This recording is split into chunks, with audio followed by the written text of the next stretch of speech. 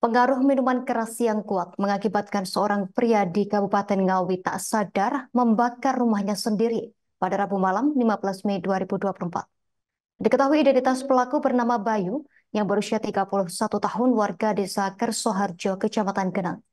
Sebelum membakar rumah, Bayu sempat cekcok dengan sang istri Sutarti yang berusia 28 tahun.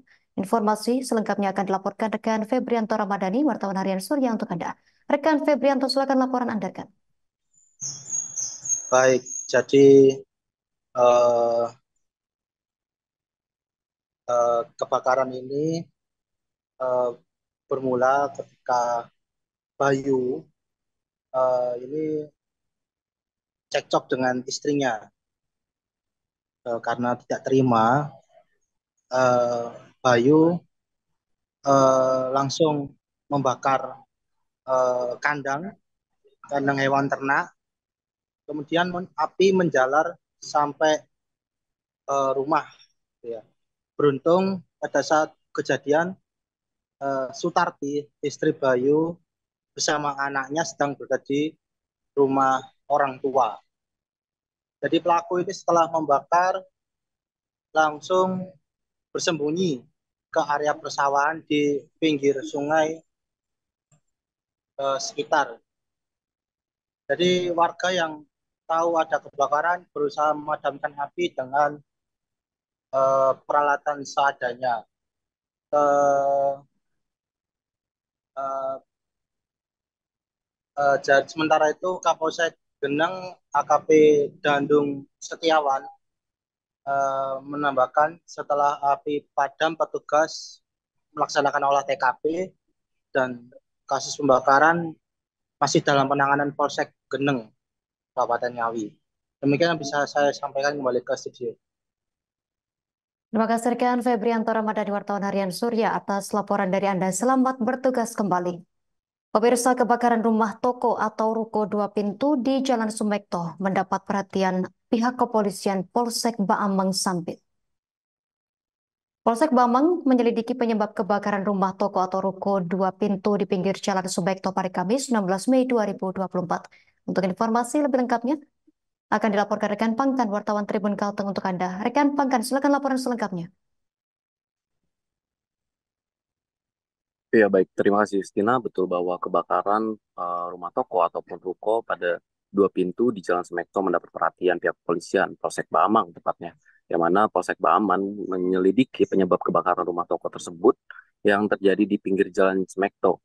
Yang mana kebakaran pada rumah toko tersebut terjadi eh, masih belum diketahui penyebabnya, namun pihak kepolisian masih melakukan penyelidikan juga penyidikan terhadap para penghuni yang mana Kapolsek Baamang itu Frederick Liano langsung mendatangi lokasi ruko yang terbakar, yang mana pihaknya pun melakukan penyelidikan terkait kebakaran yang terjadi pada bangunan ruko tersebut, yang mana pihak kepolisian akan mencari tahu apa yang menjadi penyebab awal kebakaran setelah petugas selesai melakukan pemadaman. Dan tentu pihak kepolisian juga ini mencari penyebab apakah ada karena kelalaian ataupun karena disengaja, serta pihak kepolisian pun masih mencari faktor lain penyebab kebakaran.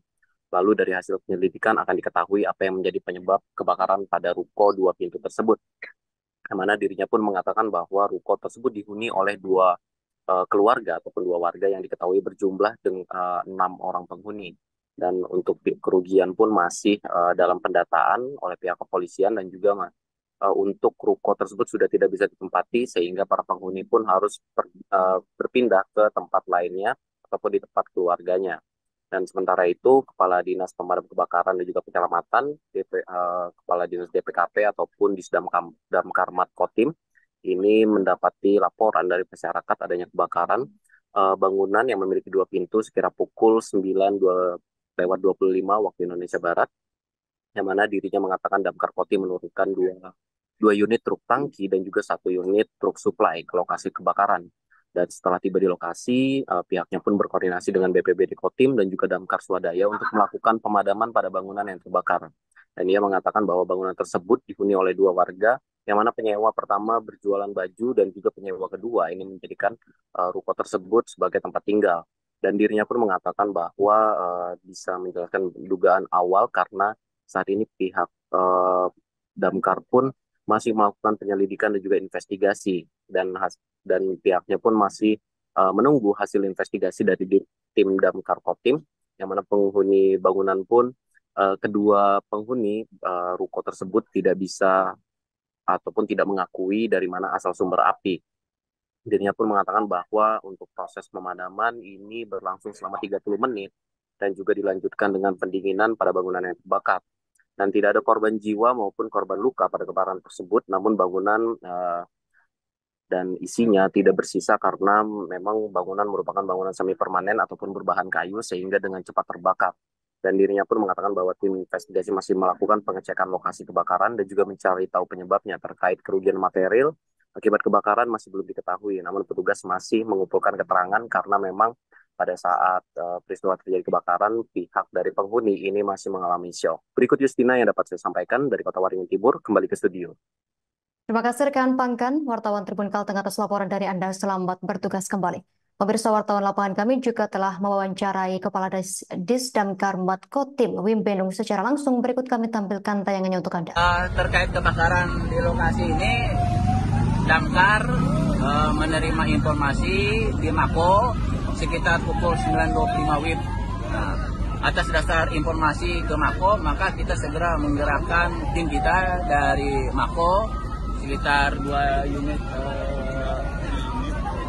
untuk penyemprot dan 1 unit untuk supply air.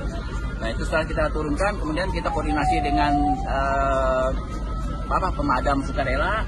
Nah, datanglah ini ya, dari Ketapi, dari mana relawan datang dan dibantu juga dari BPBD untuk supply airnya. Lalu dari download Tribun X sekarang, menghadirkan lokal menjadi Indonesia.